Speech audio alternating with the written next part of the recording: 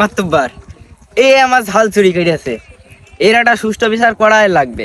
এখন ঝাল 300 টাকা কেজি, ওই ঝালের গুঁড়াইতে ওই ঝাল হইতো, আবার তার গুঁড়াইতে আর এক ঝাল হইতো, তার গুঁড়াইতে আবারও ঝাল হইতো, তাহলে সে কত ঝাল চুরি করেছে?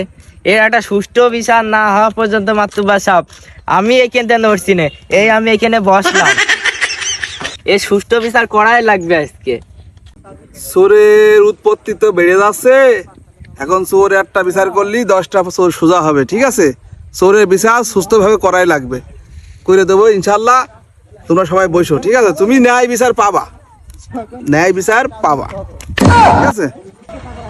ওগো, তুমি তো খুব ভালো ছেলে, তুমি আবার চোরের মধ্যে গেলে কবে?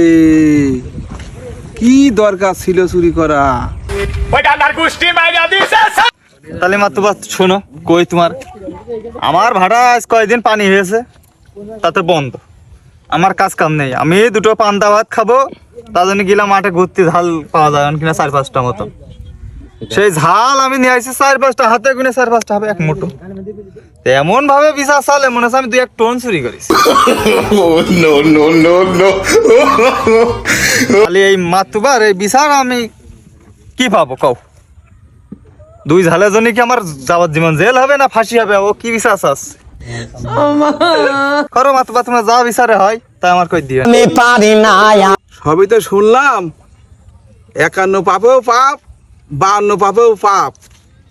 যেরকম ধরো নাকের উপরে 2 হাত পানি থাকলেও নিঃশ্বাস নিতে পারে না, আবার 1 আঙুল পানি থাকলেও নিঃশ্বাস নিতে পারে না।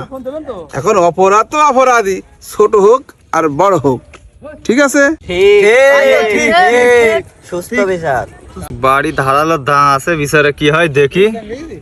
যাই কচু কাটা করবো ঝাল গা সাপ, আমার বিচার নিয়ে বসা 2 ঝালের জন্য। কিছু কইলে নাকি? না আমি আর কি করবো, তোমরা যে বিচার হয় সেটা করো, তারপর আমি দেখছি। বিচার আগে শুরু করো।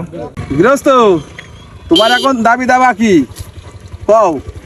মাতুব্বার, ও আমার ঝাল যেহেতু ছিঁড়েছে, ও কিন্তু ওই ঝাল বড় হয়ে আরো ওজন হয়তো, সেহেতু আমার ওর 1 মণ ঝালের দাম দিতে হবে, 9,000 টাকা আমার দিতেই হবে, না আমি কিন্তু উঠবো না, এই বিচারটা আমার করে দিতে হবে। গৃহস্থ যাও দাবি করেছে, তা তোমরা কি সবাই একমত? হ্যাঁ হ্যাঁ, আমরা একমত। সব একমত, আমরা একমত। তাই তো, এই এত দাবি করলো, এ কি দেওয়ার মতন ক্ষমতা ওরা আছে? কি করে দেবে ও?